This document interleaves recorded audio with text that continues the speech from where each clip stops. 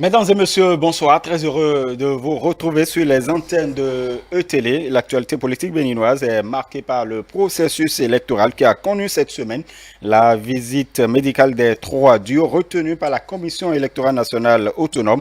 Une étape importante coordonnée par la Cour constitutionnelle qui a d'ailleurs, au cours d'une audience rendue, des décisions suite à une dizaine de recours portés à son encontre, entre autres, sur le parrainage et le réaménagement du calendrier électoral. Dans ce numéro donc de votre émission, le décryptage de la semaine avec notre consultant politique Agapit Napoléon Maforican, nous reviendrons sur quelques faits marquants de l'actualité de la semaine, fait un peu le bilan à mi-parcours du processus électoral.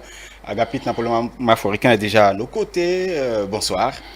Bonsoir Oméad, bonsoir à tous nos téléspectateurs. Voilà, avant de rentrer dans le vif de ce qui nous rassemble, nos plateaux, on va revenir un peu sur quelques aspects abordés par nos invités sur les différents plateaux, à commencer bien évidemment par l'entretien où Angèle Toboula recevait donc Maître Luc Martin Roncari. Il était question donc des crises électorales, la Constitution, sans oublier le mandat unique, tout était bien évidemment au rendez-vous. Agapit Napoléon Maforican, l'étude globale justement de cette entretien entre Angèle Toboula et puis Maître Luc Martin Roncan. Au fait, est-ce qu'il faut dissocier les plateaux? Parce qu'en réalité, quand vous regardez, surtout les plateaux de la matinée, en fait, c'est les mêmes sujets. Avec Luc Martin Roncarin, on a pris de la hauteur. On a pris de la hauteur et on est rentré dans le processus. J'ai retenu deux ou trois choses. Bon, je connais Luc Martin avec sa présidence tournante. Tout à fait. Ça fait longtemps qu'on en parle. Bon, de toute façon, c'est le seul point de divergence que j'ai toujours avec lui lorsque nous discutions. Je suis avec lui d'accord sur la démocratie consensuelle. Normalement, c'est un livre qu'il a écrit sur lequel je lui dis toujours qu'on est d'accord à 90-92%. Il y a 8%. Les 8% sont quand même importants. Oui, c'est important en matière d'idées. Sinon, il a plus vraiment de la hauteur. Il a posé la problématique. Il y a une grosse tricherie de la part de l'élite des intellectuels africains par rapport à cette question de la démocratie. Moi, pour être un peu moins brutal, je me dis toujours qu'il y a un gros malentendu. Il y a un gros malentendu parce que les mots sont clairs. Luc Martin a dû je vois un article 34 de la Constitution ou 36 qui dit que bon, normalement, tous les citoyens, tous les citoyens sont obligés de respecter les lois de la République. La démocratie, c'est le respect des lois de la République. Puisque ça parle de l'état des droits. Et des institutions. Donc, je n'ai pas fait attention à l'article, mais je connais un peu l'article. Donc, du coup, mais aujourd'hui, les citoyens, c'est les intérêts, c'est les élites qui foulent au pied les lois et les institutions. Et ce que nous voyons depuis l'ouverture de cette campagne, depuis 2 ans, les raisons de la crise que chacun agite aujourd'hui, c'est fouler nos institutions au pied, c'est fouler les lois au pied. C'est le non-respect de la règle du jeu démocratique. C'est le non-respect de la règle du jeu de la démocratie représentative. C'est le non-respect de la règle du jeu de l'état de droit. Alors, les gens, ils rejettent les fondamentaux, les bases de ce vivre en commun et ils réclament des droits qu'ils ne peuvent plus réclamer. Des individus qui n'ont aucun mandat. Maintenant, on impose à ceux qui en ont et s'érige en donneur de leçons, comme ce truc-là qui pense organiser, par exemple, une conférence, écrire à des institutions.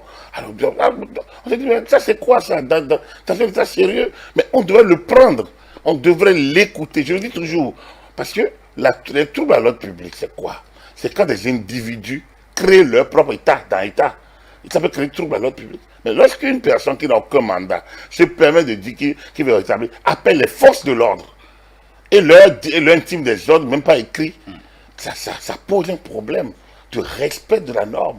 Et c'est ça, de manière globale. L'intervention de Luc Martin n'est pas restée enfermée dans le Bénin. Dans le Bénin, mais on s'y retrouve. On s'y retrouve. Les gens qui ne sont pas au pouvoir, ils sont opposants, mais ils sont opposants à quoi? Ils s'opposent à rien. Ils s'opposent qu'à celui qui est au pouvoir parce qu'ils n'ont pas leur part du pouvoir. Donc, du jour au lendemain, il devient allié au pouvoir. Donc, il n'y a pas une opposition au pouvoir. Il y a une sorte de ruée, de cabale, d'insurrection même contre celui qui a le pouvoir. Et aucune idée. Quand vous demandez, de manière fondamentale, qu'est-ce que les opposants à partir de ça lui reprochent, mais rétablir la démocratie n'est pas une c'est au nom de la démocratie qu'ils s'expriment. Donc vous vous rendez compte qu'ils n'ont pas d'idée. Ils ne font valoir aucune alternative. Ils haranguent et ils drainent derrière eux. Bon, soit ils entretiennent quelques malheureux avec quelques prébandes qui animent les réseaux sociaux, font croire que cette affaire a du... Et quand on l'a fait pendant quand même beaucoup d'années, on a quand même de... Est-ce que nous pouvons espérer en l'avenir que ces choses que vous dénoncez aujourd'hui puissent changer en réalité, Non. puisque les hommes sont toujours là? C'est ça, et ça peut changer, ça peut changer.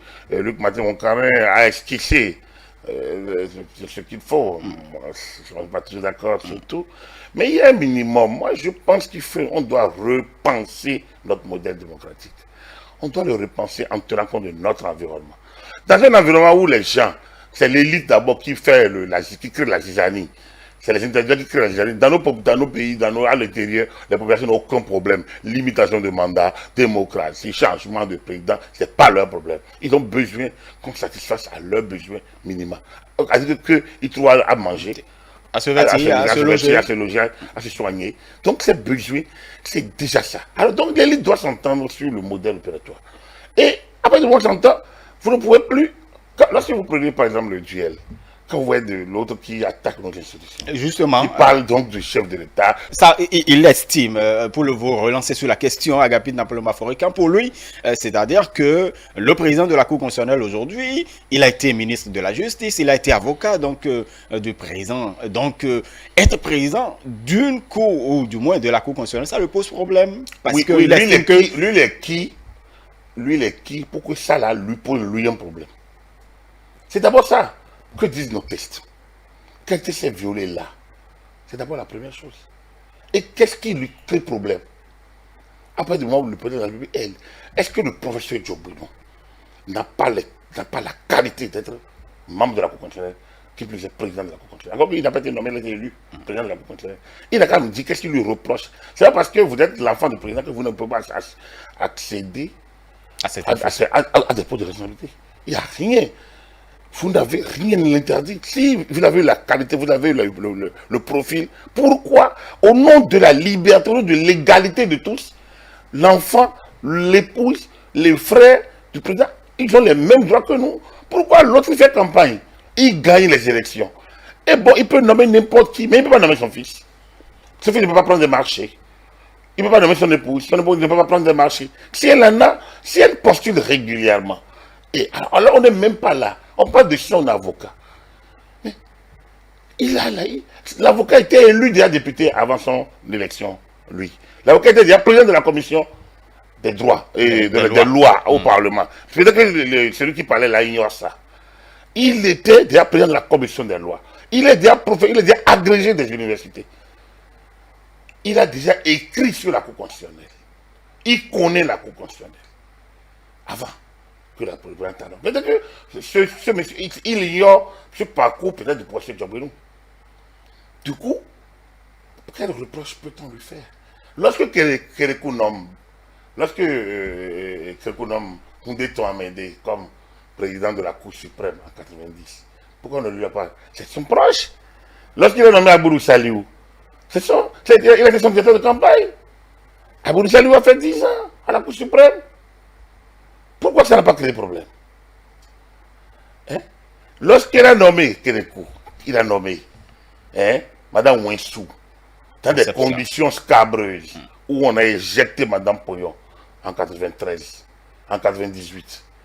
Madame Ouensou venait à peine de prendre fonction au gouvernement comme ministre de l'enseignement supérieur. Alors donc, une personnalité nommée ministre de l'enseignement supérieur, nommée ministre donc dans le gouvernement, a été envoyé Manu Militari pour remplacer Madame Ouensou, Madame Poyon, qu'on a éjecté dans des conditions un peu bizarres. Mais pourquoi on n'a pas fait ce reproche? Oui, ce reproche avait été fait à Kérékou à l'époque, mais elle a fait 10 ans.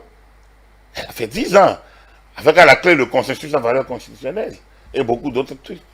Donc, que beaucoup reprennent aujourd'hui, pourquoi on s'en prend à la personne du professeur Djobouno? Et pourquoi on pense que les autres peuvent dire le droit et lui non? Et qu'est-ce qu'on reproche justement au droit qu'il dit? Je dis, hein, débat de droit contre droit, hein, de doctrine contre doctrine, ou bien de jurisprudence de la Cour constitutionnelle contre jurisprudence, on va les battre. En tout cas, moi, je vais les battre. Je vais les battre parce que ça fait longtemps. Moi, j'ai travaillé sur les décisions de la Cour constitutionnelle, ça fait longtemps. Ça fait au moins, même depuis le Haut Conseil de la République. Donc, si on veut rentrer dans le fond du sujet, si on veut rentrer dans les débats, il n'a qu'à dire, voilà, le procès de Jovenel n'a pas dit de droit ici. Alors de s'en prendre à une cour. Maintenant, la cour, c'est quoi? Est-ce le procès de Jovenel seul? C'est pas Jovenel seul. C'est 7 personnes. Et il n'a qu'à dire qui n'a pas qualité. On a entendu, c'est Jovenel qui a pris la décision 39 plus 1, par exemple. C'est quand même des rapporteurs, c'est comme des juristes publics d'un certain niveau qui ont sorti une telle aberration. Ce que moi je constate, c'est que la Cour sur le procès de Jovenel est en train de ramener la Cour constitutionnelle à fonction originelle. Je dis cette fonction originelle. Je ne parle pas de cette fonction originale, d'extrapolation. La fonction originelle, c'est le contrôle de constitutionnalité. C'est la première fonction. L'autre, c'est la régularité des élections. Là, c'est le contentieux lié aux élections. C'est la régulation des institutions et du fonctionnement régulier des pouvoirs publics. Et enfin, c'est la préservation des droits de l'homme. Voilà les fonctions en la matière. Et quand vous regardez une à une, vous vous rendrez compte que le procès de Jovenel et son équipe, depuis 2018, essayent de ramener la Cour dans les fonctions qui sont les siennes. Il n'y a pas de débat. Après, on veut que cette Cour extrapole comme les autres l'ont fait. En fait, on aime la liberté. Peut-être que ça viendra, puisque les autres l'ont déjà fait.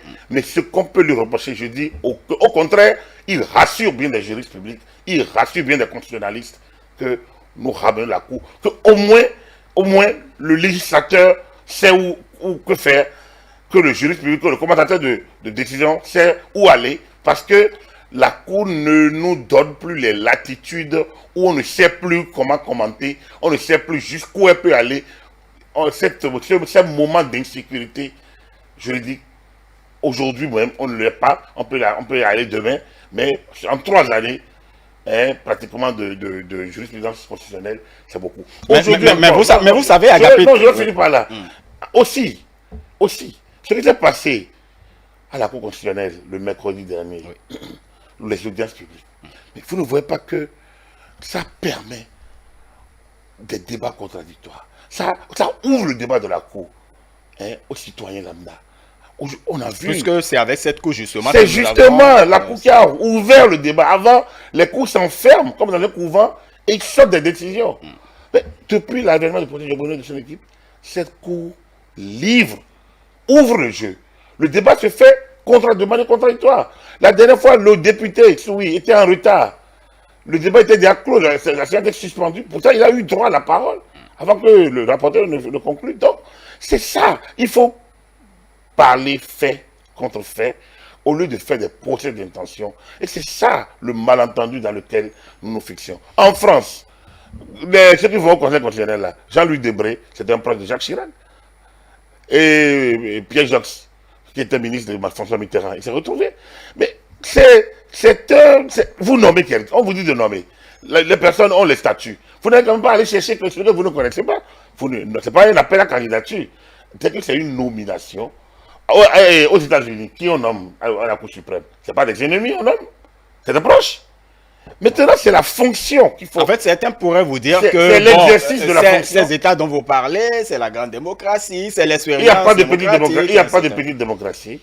Il y a que simplement la nôtre doit s'adapter à son environnement. C'est tout. Il n'y a pas de petite démocratie, il n'y a pas de grande démocratie. Il y a les démocraties libérales, les anciennes démocraties libérales. Mais quand vous nommez votre proche ici, vous nommez votre proche là-bas, il n'est pas votre proche. Maintenant, dites ce que vous lui reprochez. C'est là qu'il dit, mais on peut faire le débat de fond pour voir où est le problème ici. Quelle est la décision qui pose problème? On peut aller. La révision de la Constitution.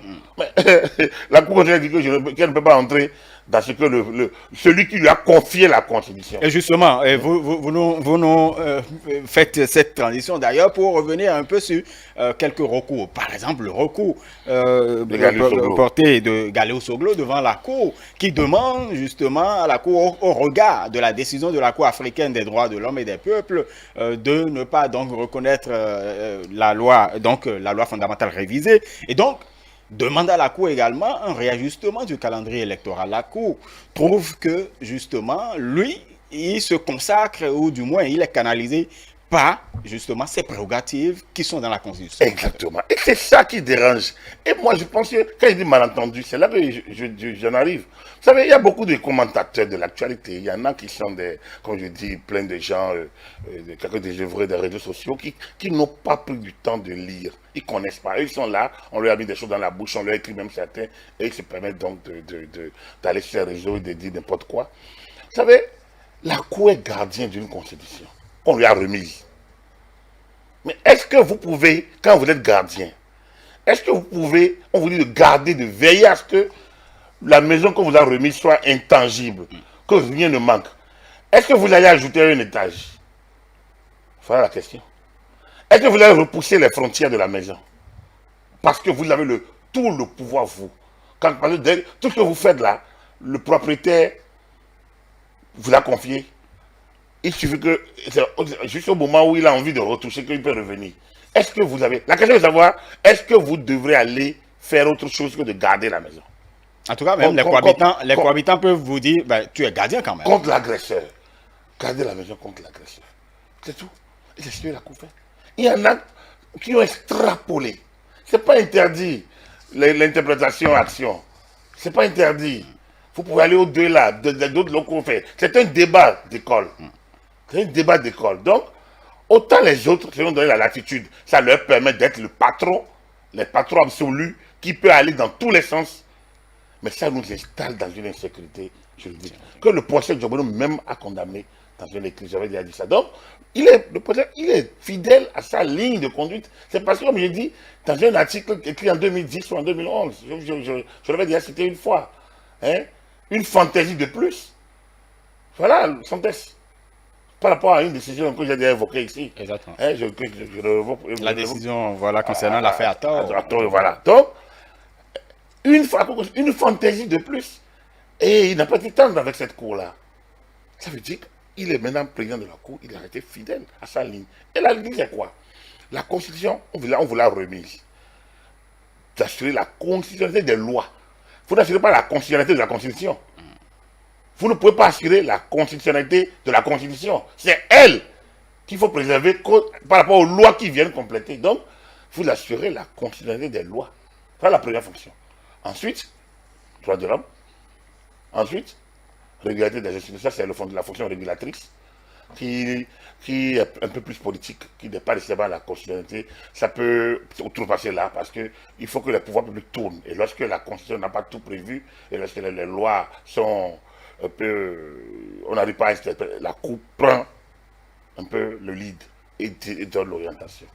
Donc, les gens mélangent les deux. Le contrôle de constitutionnalité est différent de la mission de régularité, de la régularité du fonctionnement des pouvoirs publics et des institutions. Et du fonctionnement régulé des institutions. Normalement, ce n'est pas la même chose.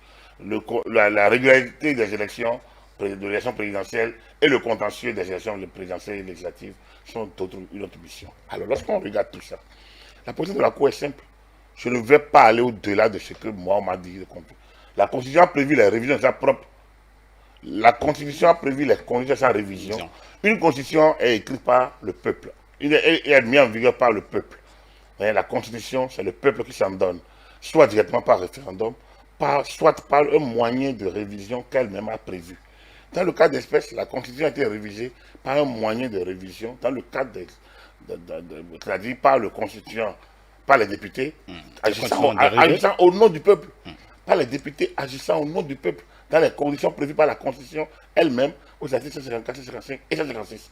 Donc, du coup, qui vous êtes pour en imposer à celui qui vous a remis sa maison et qui vient entrer dedans pour faire les aménagements qu'il veut? En fait, le requérant estime que, justement, la Cour africaine, puisque la Cour africaine n'est pas au-dessus du peuple béninois.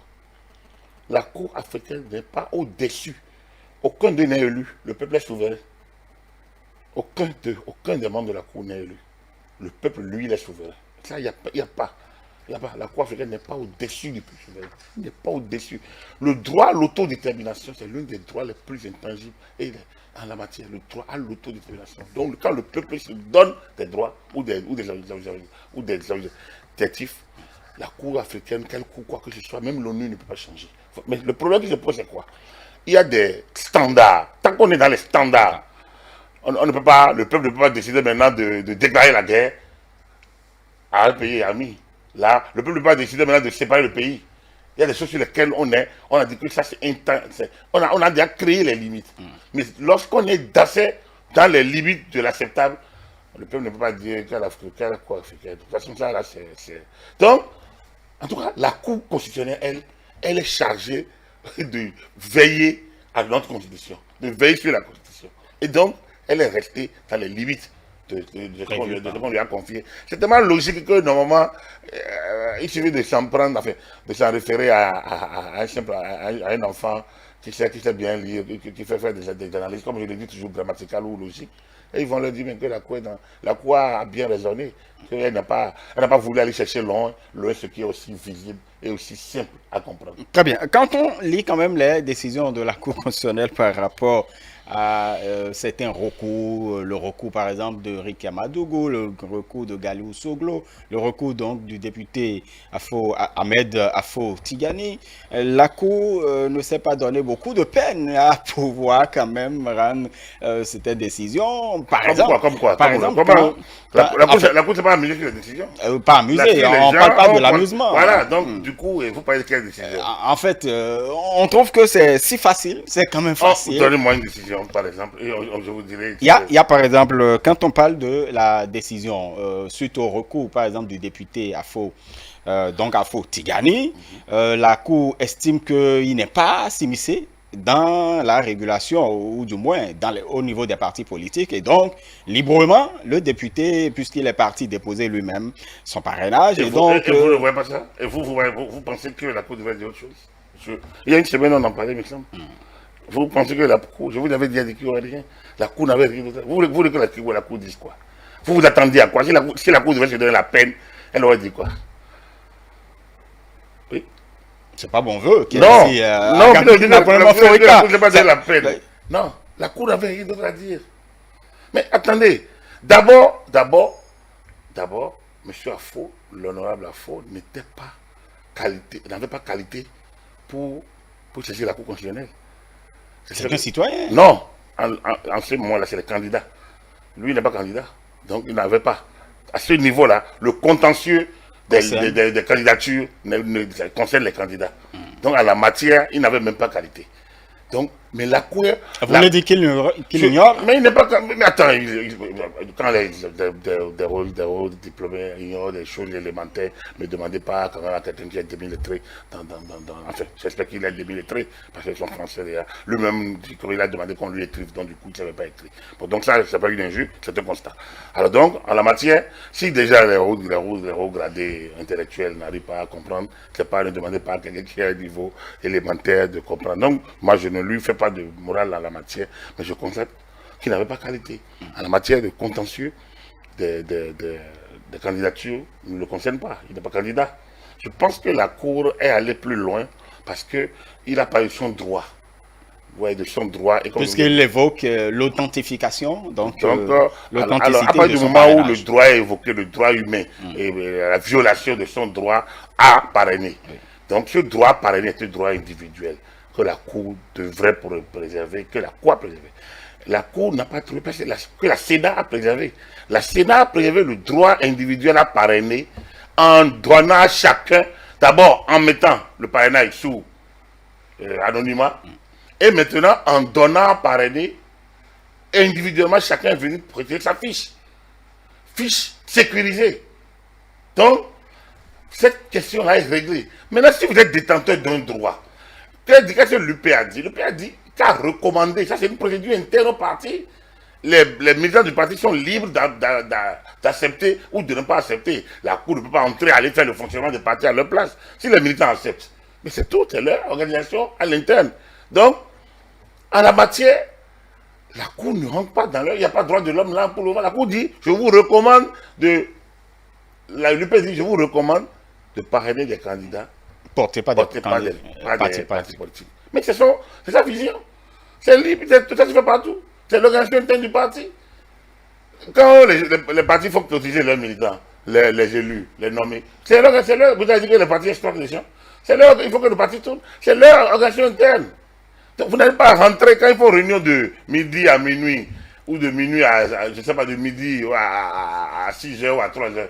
Vous avez dit que c'est leur droit de l'homme. Non mais ça c'est eux. Si quelqu'un veut, il se lève, il rentre chez lui. C'est une voie de liberté. Donc, en tant qu'élu, vous avez des droits et des devoirs. Maintenant, si vous fondez vos droits, si vous concédez vos droits au parti qui vous a porté, c'est vos droits. Et alors, le député Afo Tijani, Ahmed Afo Tijani. voilà. Le député Ahmed Afo Tijani a fait quoi? Il est allé retirer librement sa fiche, son formulaire.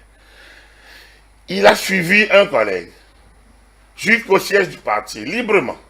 Il a dit, il a reconnu. Et il a remis librement sa fiche pour qu'on remette au parti. Il attendait peut-être qu'on l'appelle, on ne l'a pas appelé. Mais ça, c'est à son problème. Est-ce qu'un adulte qui est lucide, qui a toutes ses potentialités, on doit encore lui donner un parrain, on doit lui donner encore un tuteur pour l'aider? Mais il est libre. Donc il fait ce qu'il a envie de faire, librement. Donc en la matière, en quoi son droit est brimé? En quoi son droit? Il n'y a pas de droit brimé là. Donc il a cru peut-être, il s'est fait peut-être berner en griffe. Moi je ne sais pas, je ne suis pas à l'interne, je ne sais pas comment ça s'est passé. Mais le député, Issa Salifou, a bien expliqué comment ça s'est passé. Bon, donc il a dit que c'est pas ça, mais ça c'est à l'interne. Il doit régler ça à l'interne. Et s'il veut, il peut aller aux juridictions de base, chez le juge judiciaire, et poser son problème. Donc, en la matière, ça, c'est plus la Cour constitutionnelle. Parce que, du point de vue respect de la constitutionnalité, respect de la procédure, respect, tout a été fait. Les organes ont fait ce qu'ils doivent faire. Maintenant, les individus font ce qu'ils ne doivent pas faire, ça, c'est leur problème. Donc, déjà, la Cour s'est bien donné la peine, parce que la Cour ne devrait même pas aller au fond. Parce que la Cour devrait se déclarer irrecevable la déclaration. Le recours devrait être déclaré irrecevable parce que pour défaut de qualité, celui qui a fait le recours n'a pas qualité à faire ce recours. Très bien. En tout cas, il y avait un de nos invités sur le duel qui demandait qu'on ne touche pas à sa requia. En fait, ça nous donne quand même ça nous permet de pouvoir parler du recours de Rekia Madougou, puisque la Cour estime que la requérante n'a pas pu donc prouver ces allégations déjà, et donc on ne devrait pas parler de fraude, puisque la requérante a parlé de fraude. D'abord, je viens de vous montrer sur le cas phare, le cas sur lequel tout le monde s'est basé pour dire où est la faute, où est la fraude. Mais les gens ont négocié librement avec elle. Les gens ont la latitude de négocier, ils essaient de parler. Ils ont discuté avec elle, que les gens ont voyagé. Les gens ont voyagé. Ça, c'est leur problème, en fait, dans l'absolu. Donc, les gens ont discuté avec elle. Après, les éléments qui entrent dans la négociation, c'est leur problème, par ailleurs aussi. C'est libre. Si ce que tu dois donner... Et donc, cela ne concerne pas la Cour constitutionnelle? Non. Ça peut concerner le juge à la base, le juge judiciaire. S'il y a des exigences, par exemple, s'il y a tentative de corrompre, ou bien extorcation dessous, il y a des pratiques qui sont sanctionnées. Surtout quand vous êtes agent public, comme les députés, comme un certain nombre de personnes. Donc, c'est pratique. Le code pénal le frappe à travers les situations contre la lutte contre la corruption. Donc, oui, mais pas. Là, dans le cas d'espèce, il n'y a pas encore de violation de la Constitution. Dans le respect des procédures de l'élection présidentielle. On a demandé ça, on a vu ça avec M. Afo. Alors, c'est pas avec les Badamassik où rien n'a finalement abouti qu'on va voir autre chose. Aucune preuve. Elle a dit qu'elle a des captures d'écran. Elle n'a pas été en mesure de les exhiber. Alors, comment vous voulez que la Cour était très, très, très patiente et pédagogique. Là où elle parle de dictature, que nous sommes la pire des dictatures, mais ailleurs, elle n'aurait même pas pu sortir. Elle n'est pas allée se présenter. On devait aller la mener manu militari. Ailleurs, elle sait. Elle sait d'où je parle. On l'aurait pris, on l'aurait amené Manu Militari pour qu'elle témoigne. Et on l'aurait obligé à donner ses preuves. Elle ne peut pas alléguer des choses contre des gens sans apporter des preuves. Et ces avocats ont eu encore le culot devant la cour de parler qu'elle aurait pu avoir 34 parrainages. Et déjà, ils n'ont pas. Ils ont dit qu'ils ont des captures d'écran. Ils n'arrivent pas à les montrer. Et ils viennent encore parler de parrainage. Normalement, ils devraient avoir plus de temps. Est-ce que c'est responsable? Les avocats étaient dans le secret, peut-être des coulisses, mais de la négociation. Mais les avocats, mais le BA de studio, c'est la preuve. C'est la rançon du droit. Mais si vous n'avez pas de preuve, comment vous pouvez alléguer des choses? Et vous venez amuser la galerie. Comme je dis, il y a les désœuvrés des réseaux sociaux, oui, eux ils peuvent utiliser ça parce qu'ils sont payés peut-être pour ça. Mais ici, on est devant une haute institution. On est devant une haute institution de l'État. Alors, comment vous voulez vous-même être candidat à l'élection présidentielle quand vous ne respectez pas? Donc, je renvoie encore à cet article de la Constitution 34 ou 36. On n'a pas du respect des lois de la République et des institutions. Si vous ne pouvez pas respecter, mais vous n'avez pas qualité. Donc, en la matière encore, je pense que la Cour a fait de la pédagogie en allant jusqu'au bout d'eux. Et en écoutant, la Cour a écouté comme il faut. Et n'a même pas pu. Maintenant, cela dit, ce dossier ne peut pas rester comme ça. Et c'est heureux. En fait, vous insistez, bien sûr. J'ai toujours dit ça depuis le début. On ne peut pas. Il faut aller. Et c'est heureux, j'ai appris opportunément que la criette a saisi du dossier. C'est une très bonne nouvelle. Et il y a eu déjà... C'est une très bonne nouvelle. C'est le minimum qu'on doit pouvoir attendre. Il faudrait qu'on aille plus loin. Il y a un droit pénal lié aux élections. Il faut l'enclencher parce qu'il y a des pratiques qui heurtent la moralité. Est-ce que, en ces temps sensibles, est-ce que ce n'est pas un risque qu'on prend quand même? Non, on pourrait peut-être attendre après les élections, après l'élection présidentielle. Mais il n'y a rien, personne. Les gens ont allégué des choses. Mais il faut qu'ils donnent les preuves. Est-ce que ça, en quoi ça, c'est pour la manifestation de la vérité? Mais si elle-même veut qu'on lui fasse justice, si elle veut que ça ne se reproduise plus, que des gens aient pression, comme elle dit, mais c'est heureux que les gens qu'elle donne des informations. Alors, si elle ne croit plus en rien, elle n'a qu'à regarder d'où elle vient. Aussi simple que ça. Elle est du Bénin. Non, elle ne peut pas vivre au Bénin sans croire. Parce qu'elle va agir. Elle est un produit social. Elle va agir. Si elle ne croit en rien, donc elle n'est plus dans la communauté. Parce que vous devez au moins payer vos impôts. Vous devez au moins aller devant l'officier d'état civil. Si vous ne croyez pas aux institutions, vous ne les respectez pas. Vous ne pouvez pas faire ces actions-là. Vous devrez affaire à la police. Et si vous ne croyez pas aux institutions, quand la police va vous interpeller, même quand vous-même vous aurez besoin de la police, vous allez à la police. Qui? Voilà. Donc, si la candidature était retenue, elle devrait avoir une garde rapprochée. Si elle ne croit pas à nos institutions, comment elle va amener sa garde rapprochée d'ailleurs? Est-ce qu'on pourrait dire qu'ils ne croient pas quand on sait que, bon, ils sont allés devant la Cour constitutionnelle? Avec quelle preuve? Vous ne pouvez pas aller bavarder là-bas pour dire qu'on vous donne le droit. Non, donnez vos preuves. En fait, ce qui heurte, c'est pour ça que je vous dis, au lieu de s'en prendre à l'avocat du président qui est devenu président de la Cour constitutionnelle, il faut s'en prendre plutôt aux rigolos et plaisantins qui viennent amuser la galerie en utilisant des méthodes fascistes. Hein, parfois fascistes, des méthodes fascistes pour troubler l'ordre et la quiétude des gens. Parce que c'est des méthodes fascistes pour troubler l'ordre et la quiétude des gens. Quand vous venez déjà, on ne vous a jamais entendu, vous venez vos rames, allonger les trucs, oui voilà, on est dans la pire de démocratie, on empêche les gens de donner des parrainages, alors que vous n'avez jamais évoqué ça chez quelqu'un que ce soit. Vous n'avez même pas utilisé le circuit normal du parti qui vous a porté. Vous n'avez même pas concouru aux primaires, enfin, finalement oui, mais il y a des gens qui, comme vous, sont allés secourir des parrainages, qui ont dit au parti, moi j'ai des parrainages. Et on a éjecté. Alors, tout ça, ce n'est pas des méthodes normales, ça. On a l'impression que vous venez perturber le jeu. Vous venez troubler la quiétude. Bon, est-ce que c'est de ma faute si on est venu me chercher? Non, mais attendez, mais il y a le savoir-vivre. Il y a un minimum de savoir-vivre. Venez jouer le jeu honnêtement. Mais les méthodes, là, sont des méthodes d'ailleurs, auxquelles elle est habituée. Il ne faut pas qu'elle les détaille au Bénin ici. C'est-à-dire que ce qui est dommage dans l'affaire, c'est qu'elle apporte ces méthodes-là. Oui, on annonce n'importe quoi, les réseaux sociaux sont utilisés. C'est-à-dire qu'on met les problèmes dans une sorte d'insécurité. On raconte n'importe quoi, on publie n'importe quoi, on peut injurer des gens, on n'a aucune preuve. Vous trouvez ça normal? Vous trouvez ça normal? C'est indécent. C'est indécent. Et tous ceux qui supportent ça. Non, attends, Rekia, tout le monde la connaît. Elle n'est pas nouvelle pour nous.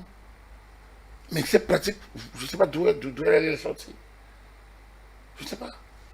Donc, pour celle qui a été ministre de la République, qui mérite respect, camarade de certains, camarade de combat d'autres, qui a fait certains combats à un moment donné, quand on voit cette posture, si c'est ça, pour gagner de la crédibilité, je trouve qu'on peut faire beaucoup mieux et préserver une partie de sa propre dignité. Parce que là, on a l'impression qu'on tombe tellement bas, on tombe à mon avis un peu trop bas pour je ne sais pas pour quelle posture. Voilà. Très bien. Agapit Napoléon Maforican, on va parler un peu. Ah, vous ne voulez plus évoquer les décisions de la Cour générale. Parce que là, vous voyez maintenant que la Cour s'est donné vraiment de la peine pour donner cette décision.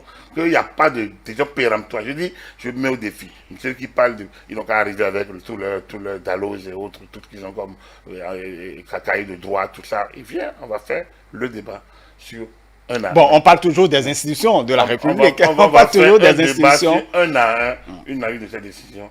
Moi, je suis pas à la Cour.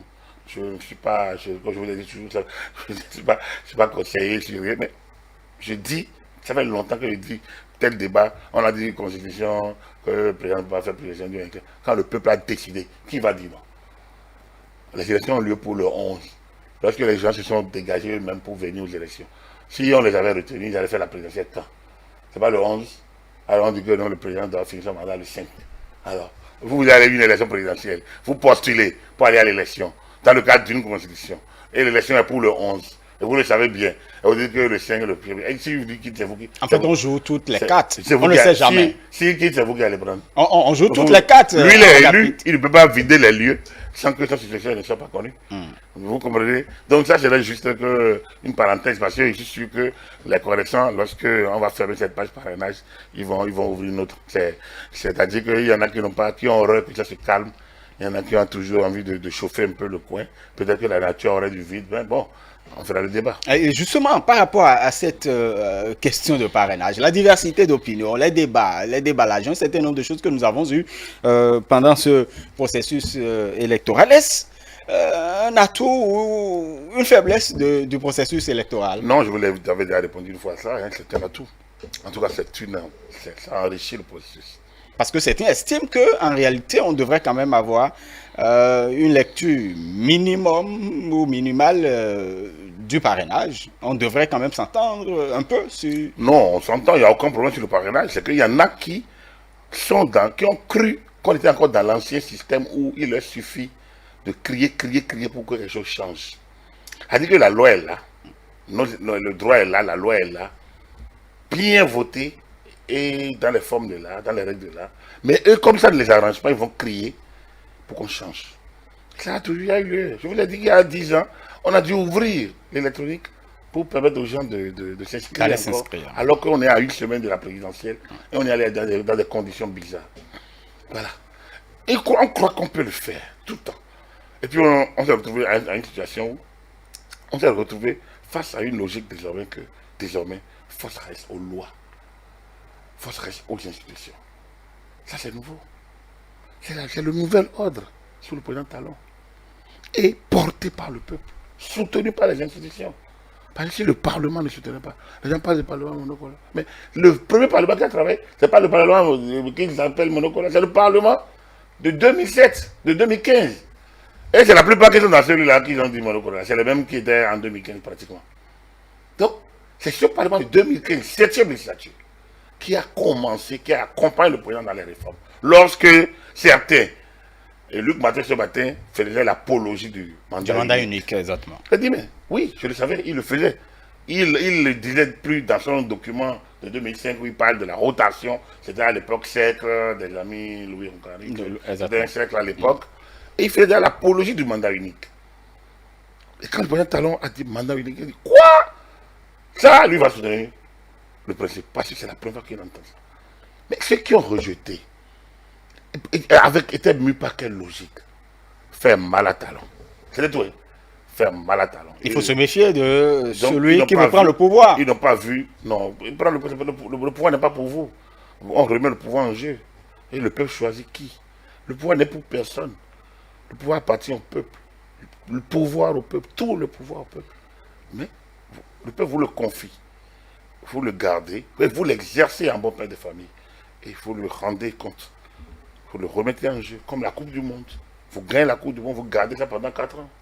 Vous la remettez en jeu. La Coupe des Nations, vous la gardez pendant 2 ans. Donc, c'est comme ça le pouvoir. C'est pas votre pouvoir. C'est pas votre pouvoir. Donc, personne n'a plus le pouvoir, personne. Le pouvoir passe de main en main aux échéances connues. Donc voilà. Alors, déjà, au lieu d'aller au mandat unique, sinon, vous voyez. Et c'est le même Parlement. Puisqu'il n'y a pas eu la majorité de 2 tiers pour aller au mandat unique, bien, la majorité qu'il fallait, le chef de la chaîne stratégique, et c'est tout le monde qui a adhéré aux réformes politiques. Tout le monde. 83 sur 83 pour le code électoral, 82 sur 83 pour la charte des partis politiques, ou bien c'est l'inverse. C'est cela. Voilà. Donc, tous les députés législatifs étaient d'accord pour aller aux réformes. Les lois sont votées à la majorité, 100% pour le code, et 87%, un député seulement. Mais après, et à l'application, les gens qu'on va crier. Mais quand vous n'arrivez pas, même si vous avez l'impression qu'on vous a injustement appliqué les tests, allez voir de recours. Préparez-vous. Comment je regarde le sport, c'est comme ça. Parfois, les matchs sont finis, les gens sont malheureux, ils pèsent, mais après, bon, le lendemain ou 2 jours après, ils sont encore sur le terrain. C'est ça le fair play. C'est ça la règle du jeu. C'est ça la vie, le savoir-vivre en communauté. Mais lorsque vous tendez, vous tenez à avoir raison coûte que coûte, même contre les institutions, au gré de mettre la violence d'engager certaines vies, mais vous n'êtes plus humble. Vous devenez un monstre, vous devenez un problème. Et c'est ça que certains sont devenus. Et c'est eux qui aujourd'hui bavardent. C'est eux qui... Donc, voilà là où on est venu. Alors, lorsque on évoque cette situation, vous comprenez que on ne peut pas continuer. On est allé aux élections en 2019. Parce qu'il fallait y aller. Les gens ne veulent pas. Malgré toutes les facilités qu'on leur a faites. C'est la même chose. Donc, le parrainage n'a aucun problème. C'est dit. Ce n'est pas décliné. On n'aurait peut-être pu le faire dans le code électoral. Mais la Sénat a fait ce qu'elle a pu. Mais on voudrait remis la chose. Au niveau du BR, le BR n'a donné aucune directive que je sache. Peut-être pas officiellement. Pas officiellement, voilà. Donc, et des gens ont dit, j'ai entendu au niveau de l'UP, en donnant la date, moi, je suis prêt à parrainer un opposant. Mais après, qu'on ne lui impose pas quelqu'un. C'est lui qui donne. Il discute avec celui qui veut donner. C'est un droit qu'il a. Et celui qui demande doit aller convaincre. Et Rémi Agossa vous a dit comment il a pu avoir. Les FCBE ont dit, ils vont le faire. Et les FCBE ont utilisé presque la même méthode que Rémi Agossa. Eux, ils ont demandé aux leurs d'aller quérir. Et Rémi Agossa a fait sa demande, la quête. Mais Rekia n'a jamais dit à personne qu'elle faisait de quête. Et le parti n'a jamais dit. Et le langage au sein du parti, c'est qu'on n'en veut pas. Alors comment vous voyez tout ça? C'est comme si les gens sont dans un système de complot pour déstabiliser l'État et créer la zizanie et positionner quelqu'un. On a l'impression que c'est ça la donne.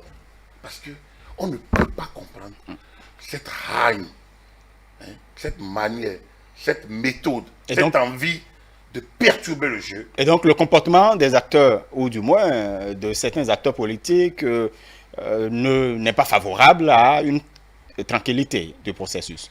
Vous trouvez toutes ces manipulations, ces manœuvres, on attaque, on injure. En période électorale, on estime que, bon, voilà, il faut de l'animation, il faut des stratégies politiques. Non, c'est pas ça l'animation. L'animation, on l'a vu, le MPL, par exemple, parti, il a dénoncé qu'il aurait pu avoir des parrainages, ils ont dénoncé, ils ont dit que l'FCDB, ils ont pris acte, ils ont demandé que le projet se poursuive.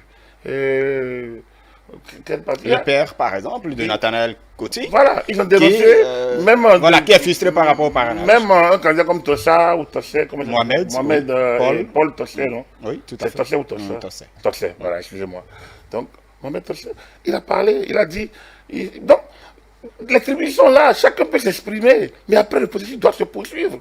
Après, c'est un rapport de force. Allez dans les partis dans lesquels vous êtes fort pour parler, trouvez l'occasion, utilisez les tribunes, faites changer les choses. Et le lobbying est là pour ça.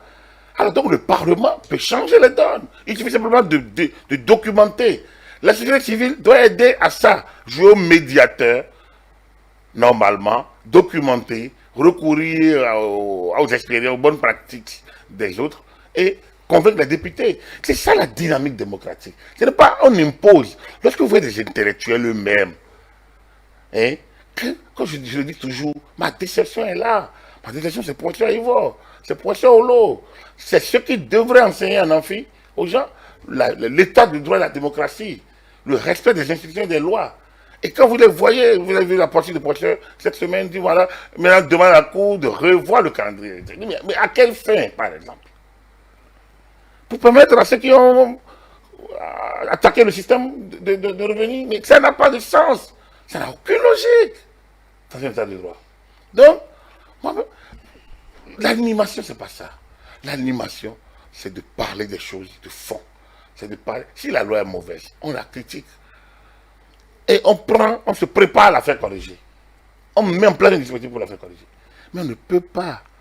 Parce qu'elle est mauvaise, si je ne l'appliquerai pas, je vais la faire sauter. Et on crie, on menace, on injurie parfois. Non, ce n'est pas normal. Donc, il faut que, je pense que on ne peut pas dire que ce débat soit aussi négatif. Ça montre simplement ceux qui pensent qu'on n'est pas dans un état démocratique, qu'on l'est. C'est des débats qu'on ne peut faire que dans un état démocratique. Moi, je dis, c'est des débats qu'on ne peut faire que dans un état démocratique. Il y a des gens, ceux qui animent ces débats-là, ils savent que, certains savent que d'où ils viennent, ils ne peuvent pas faire ça. Par exemple, là où ils ont été conseillers, là où ils se sont promenés avec des affiches avec des... Ils ne peuvent pas faire ces débats-là. Ils ne peuvent pas. Parce que ce n'est pas propice à l'environnement de ce pays. Ils ne le font pas, ils ne sont pas habitués à ça. Donc, quand vous avez été proche, défendu, conseillé, et donc validé des modèles qui sont propres au pays et dont je n'ai pas trop à me dire, mais qui ne peuvent pas défier les nôtres, normalement vous devrez avoir la décence de ne pas vous afficher pour certaines choses. Donc, je pense que c'est cette décence qui a manqué par ailleurs. Quand je vais dire que quand vous êtes enseignant, quand vous apprenez ces choses, certaines choses élémentaires à certains, et même à des adultes, c'est surtout à des adultes, à des responsables. Vous le leur apprenez. Et vous-même, vous prenez une autre posture. Alors que vous n'êtes même pas encore à la retraite. Bon, l'autre est PPI, il est peut-être à la retraite, mais vous êtes encore dans la fleur de l'âge. Vous avez encore de grands défis à relever. Je ne sais pas si vous gagnez quelque chose à avoir cette posture. Donc, mais ce qui est intéressant, pour le Bénin, c'est un bon débat. Parce que même ceux qui sont dehors, qui font du bashing, je pense qu'ils ont réduit un peu parce qu'ils sont perdus. Mais dans quel pays on peut faire un débat comme ça, se promener, injurer les chefs de l'État, défier les institutions et aller librement? Donc, Robien Roumi, ce débat a été, en tout cas, ce moment jusqu'à aujourd'hui. Ce n'est pas une faiblesse pour le processus. Du tout, c'est une force. C'est une force parce que le processus va se poursuivre. Et justement, quant à la suite du processus électoral, nous avons donc sur une vingtaine d'intentions de candidature. La Sénat, donc au regard donc des lois, a retenu 3 provisoirement en attendant donc demain, par ailleurs, que la Cour puisse statuer après donc la visite médicale. La suite du processus, on devrait avoir une suite prometteuse. Agapit Napoléon Mafoïgan. Bon, c'est parce que vous mettez dans prometteuse, mais l'élection aura lieu. Bon, ça c'est évident. Bon, voilà, donc c'est ça la suite prometteuse, oui, il y aura une suite prometteuse. Et la suite prometteuse, c'est déjà l'offre, ce qu'on propose justement aux Béninois. Est-ce qu'en réalité, il y aura des moments de fête, puisque le président Patrice Talon, qui est candidat aujourd'hui, l'a promis également. Il a promis, mais il ne peut pas faire la fête seul. Si les gens ne veulent pas faire la fête, ils ne feront pas la fête. Donc lui, il a offert le cadre. Non, nous rêvons d'une fête. Donc du coup, fêtez. Personne n'en ouais, on est dans ce pays, chacun fait ce qu'il a envie de faire. Les jacquedis, ils vont, ils viennent, ils s'appellent, ils font des captures d'écran, ils disent n'importe quoi, ils investissent les réseaux sociaux, ils injurient, ils menacent, ils font tout. Donc, bon, il y en a qui renvoient des militants, il y en a qui démissionnent. Mais vous ne voyez pas que ça s'amuse. Justement, la fracture observée quand même. Non, il n'y a pas de fracture. Il n'y a pas de fracture. Ah ben, il y a des démissions. S'il n'y a pas de fracture, oui, c'est ça le Bénin. Les gens ne sont pas disciplinés. On croit que bon, c'est fini. Les gens ne sont pas disciplinés. Non, que c'est fini. Les gens ne sont pas disciplinés. Donc, aujourd'hui, on peut saluer ces réformes-là. Au moins, ces réformes qui permettent maintenant que des partis maintenant suspendent les militants. Sans bruit. Ils le font Et vous devez encore qui a suspendu, qui a dit que lui, il ne veut pas, sa suspension ne prendra pas acte. Ces gens ont dit ça, mais ils ont disparu. Ils ne peuvent pas. Ils ne peuvent pas. C'est fini d'arriver, ça c'est la réforme de ces partisans. Et c'est un succès. Et vous allez le voir. Il y aurait des agitations, il y aurait des renvois. Ils peuvent aller constituer notre parti tant qu'ils ont les moyens et ils satisfont aux exigences. Mais s'ils même créent notre parti, ils ne respectent pas la règle du jeu, ils vont être renvoyés même. Ainsi de suite. Donc, comme de la majorité comme de l'opposition. Donc du coup, c'est ça l'animation. Ouais. La majorité a une chance aujourd'hui.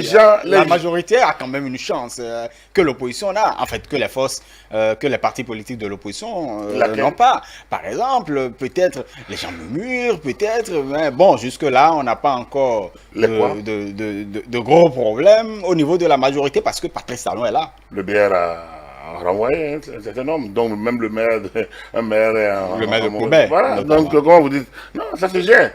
À l'UP. On ne peut pas dire qu'il n'y a pas de discipline. Bon, l'UP peut-être à sa manière de gérer également. Donc tout ce qui s'est passé, il y a enfin.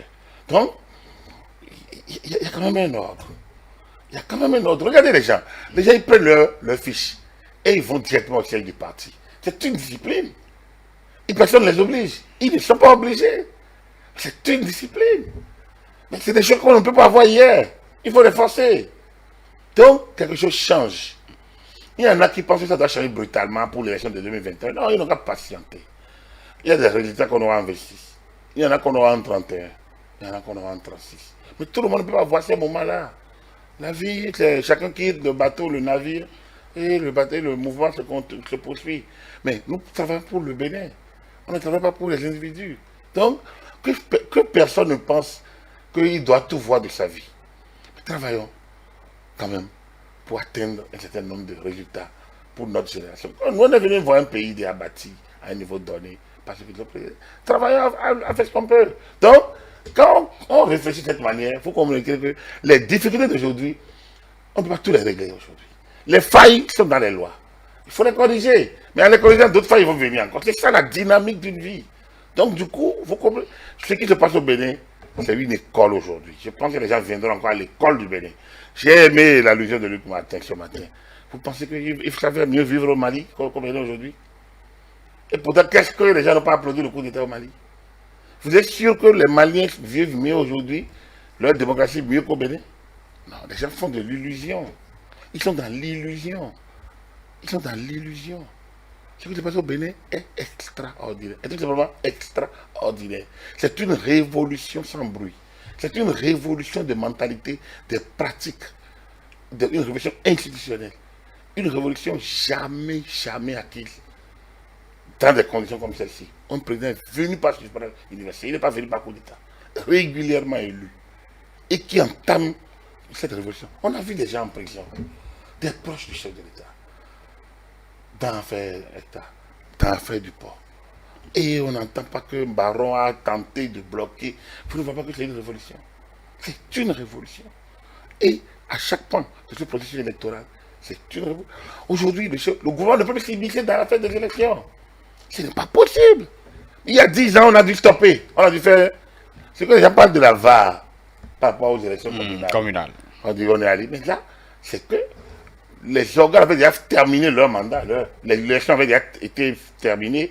Et les conseils ont déjà été déclarés élus.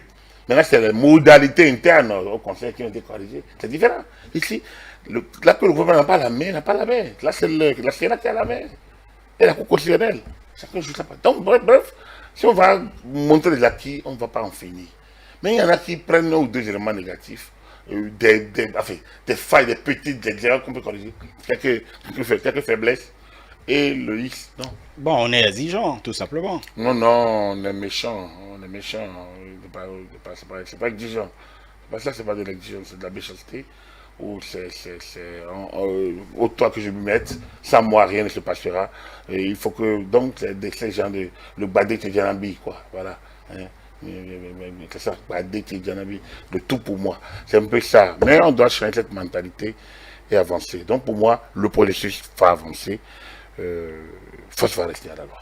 Agapit Napoléon Maforik, avant de vous laisser partir, vous vous souvenez, hein, tout comme les Béninois, nous nous souvenons donc de la conférence nationale qui s'est tenue du 19 au 28 février 2000, pas 2000, 28 février 1990. Aujourd'hui, on est 21 février. Et puis, on se rappelle, le 21 février 1990, ça a bougé. Le général Mathieu Guérekou était donc dans la salle. Vous vous rappelez de ces choses, je sais. Vous avez tellement une mémoire aiguisée. Non, non. Disons que c'est une passion, j'ai travaillé, enfin, je collectionne, donc voilà, effectivement, le mercredi 21 février. C'était un jour, c'est le jour où ça a peut-être changé dans la conférence nationale, parce que, vous savez, l'ouverture a eu lieu le 19, le chef d'État fait un discours où il a donné, lui, son orientation. Il s'agit pas de faire des grandes diatribes, de rhétorique, non, il s'agit de penser dans le cadre, et pour qu'à la fin, on ait une charte d'union nationale. La charte d'union nationale doit servir de base à la rédaction de la nouvelle constitution. Voilà ce qu'il a dit. Voilà, lui, la feuille de route qu'il a tracée. Mais les autres qui sont arrivés, je vous ai dit toujours que c'est deux camps. Il y a un qui a le pouvoir, de fait, parce qu'il est élu, mais il n'a plus de constitution. Il a anéanti la constitution, il a anéanti les forces politiques qui l'aidaient, mais il a l'armée avec lui. Et l'autre, c'est les gens qui avaient été chassés du pays, les intellectuels... voilà, qui n'étaient pas d'accord avec le truc, et puis voilà, donc ils se sont retrouvés. Donc ces deux camps, pas nécessairement en harmonie. Alors, bref, ce 21, on a fini par avoir la veille, le 20 tard, le présidium de la conférence nationale. Et bon, chef d'État venait d'être élu, alors il a voulu synthétiser les choses, il a fait le point des débats, et il a dit, il faut faire que le président Kérékou arrive pour donner quelle issue pour les décisions de la conférence nationale, quel est le statut même de la conférence, parce que le décret même n'avait pas été pris à l'ouverture, quel est le statut, quelle sera l'issue des décisions, et qui du gouvernement actuel de la République.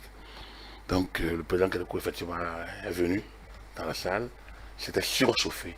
Quand il partait, c'était sur les applaudissements, tout simplement. Il a tenté quand même de rigoler. Oui, c'est vrai, il a dit des choses. Il a besoin de protéger. Vous n'avez pas besoin de vous transformer en constituante. Ne pensez pas que le gouvernement, à la fin de vos travaux, sera démissionnaire. Au même moment, il a dit, bon, si vous avez des notes dans vos poches, là, par exemple, que vous êtes venus chacun avec son gouvernement, donnez, on peut faire le gouvernement d'union nationale. Mais ne nous demandez pas de démissionner. Voilà. Donc, voilà un peu globalement ce qui s'est passé ce 21. C'était très animé. Et je pense que les essais sont encore là. C'était très animé. C'était très pathétique. C'était très émouvant par ailleurs. Très émouvant. Quand il est parti, je pense que c'est ça qui a lancé véritablement la conférence. Les travaux. C'est là que le Monseigneur de Sousa a sorti tout son génie. Comme on peut en voir, qu'on peut en parler durant toute la semaine. Tout à fait, durant toute la semaine. D'ailleurs, on vous fait revisiter justement ces assises-là sur E-Télé à travers des tranches pour vous, chers amis téléspectateurs. Agapit Napoléon Maforik, merci beaucoup. Merci à vous, merci à téléspectateurs. Voilà, vous êtes notre consultant politique, expert électoral par ailleurs. Mesdames et messieurs, merci d'avoir suivi donc le décryptage de la semaine. Agréable suite de soirée en notre compagnie.